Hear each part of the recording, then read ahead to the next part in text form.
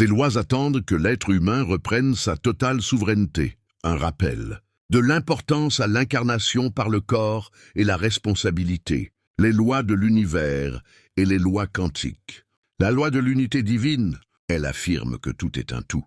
Il n'existe aucune séparation réelle entre les êtres, la matière, l'énergie, la conscience, et que toute action sur une partie affecte nécessairement le tout. La loi de l'attraction. Elle énonce que ce qui est semblable s'attire, que l'on attire, pas ce que l'on veut, mais ce que l'on vibre de façon dominante, et qu'elle dépend toujours de la vibration, des croyances et des actes. La loi de la vibration. Elle stipule que tout est énergie en mouvement et que pensées, émotions, corps et intentions émettent une fréquence perceptible à travers leur effet. La loi de l'action.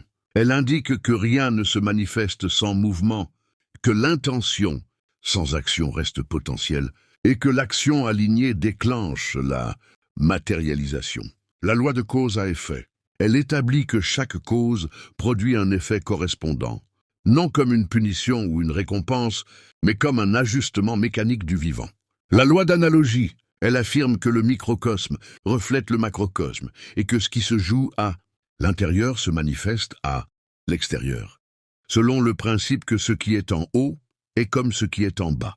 La loi de la polarité. Elle enseigne que toute chose possède deux pôles et que ses opposés sont de même nature mais de degrés différents et que la transformation se fait par déplacement sur l'axe et non par le rejet. La loi de la gestation. Elle rappelle que toute création nécessite un temps de maturation incompressible et que forcer le temps bloque le processus, tandis que le respect du temps permet l'éclosion.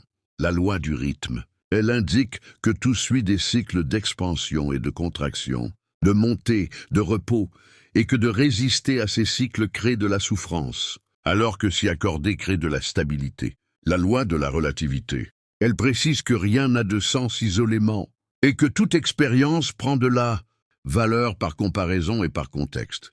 La loi de la croyance. Elle affirme que l'on tient pour vraie structure la réalité, qu'une croyance agit même lorsqu'elle est inconsciente, et que la modifier change le champ des possibles.